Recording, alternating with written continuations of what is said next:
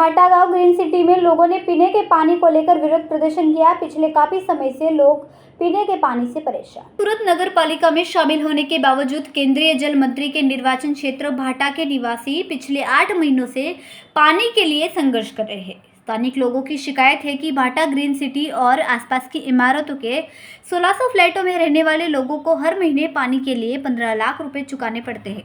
सूरत नगर पालिका जल आपूर्ति बोर्ड, स्थानीय नगर सेवकों, विधायक और जल समिति के अध्यक्ष को प्रस्तुति देने के बाद भी कोई प्रतिक्रिया नहीं मिलने पर आज स्थानीय लोगों ने रैली निकाली और विरोध प्रदर्शन किया।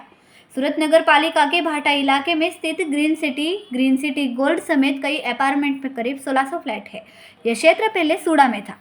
तभी पानी की आपूर्ति गुजरात जल आपूर्ति बोर्ड द्वारा की जाती थी, लेकिन नगर पालिका में शामिल होने के बाद नगर पालिका द्वारा उसी लाइन में जलापूर्ति की जाती है। पिछले 8 माह से इस लाइन में खराबी आ गई है, जिससे जलापूर्ति कम हो गई है। इस क्षेत्र के निवासी 8 महीने से पानी के लिए संघर्ष कर रहे हैं, क्योंकि यह क्षेत्र अब सूरत नगर पालिका के अंतर्गत आता है। स्थानीय लोगों ने रांदेर जोन और स्थानीय नगर सेवक का उल्लेख किया। संवाददाता सुजाता वडेर, BHP न्यूज़, सूरत। મારું નામ ડોક્ટર ચાંદની મહેતા છે। હું અહીંયા કિંગ્સલેમાં રહું છું, ભાટા સાઈડમાં। શું તકલીફ પડી? અમારે તકલીફ સવારથી ઉઠીને પાણી એટલું ગંદુ આવે છે અને એકદમ સ્મેલ આવે છે। યલો પાણી આવે છે। તમે વાસણ કે ધોવો, પીવા માટે પાણી આપો તો પણ એમાં ગંદકી દેખાય જ છે। સમટાઈમ્સ નાની એવી જીવડા બી તમને દેખાવા જોવા મળે છે। હવે એવું પાણી હું મારા છોકરાને પીડાવું તે કોઈ મતલબ નથી। એના લીધે અમારે આરઓ ને એ બધું યુઝ કરવું પડે છે। એના લીધે ફર્ધર ની પેઇન થાય છે, એજિંગ પ્રોબ્લેમ થાય છે, હેર પ્રોબ્લેમ છે, સ્કિન પ્રોબ્લેમ છે, જેવી જે હાર્ટ ડિસીઝ જેવી મોટી પ્રોબ્લેમથી ધીરે ધીરે સ્ટાર્ટ થઈ રહી છે કે ભાઈ થાક લાગે છે, નથી આગળ વધી શકતું। જો પાણી જ મેઇન વસ્તુ છે, એ જ આપણે જો એટલું ઇન્ટેક ના કરી શકતા હોય તો ફર્ધર પ્રોબ્લેમ આવે જ છે આગળ જઈને। આપ એક ડોક્ટર છો બેન, સોસાયટીમાં કેટલા લોકોને પાણીથી બીમાર પડાય છે, શું કહેશો?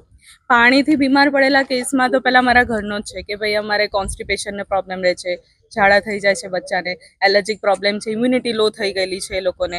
પછી જે એજિંગમાં જોઈએ તો ની પેઇન થાય છે, ઘસારાના પ્રોબ્લેમ વધી રહ્યા છે, એ રીતે ફર્ધર પ્રોબ્લેમ થઈ રહ્યા છે એમ। કેટલી સોસાયટીઓમાં બેનર લગાવ્યા છે?